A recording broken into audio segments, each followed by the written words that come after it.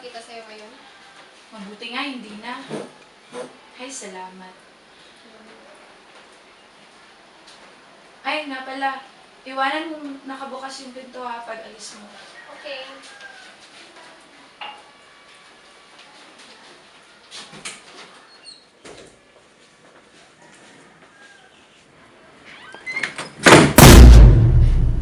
Ma'am,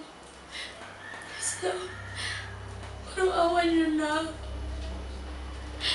Hindi po ako matatahimik. May gusto lang po akong sabihin at itanong sa inyo. Parang awa niyo na po. Sige, Cherry. Anong gusto mong sabihin sa akin?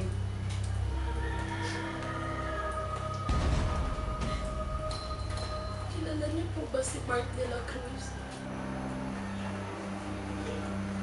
Younger brother ko siya. Anong kailangan mo sa kanya?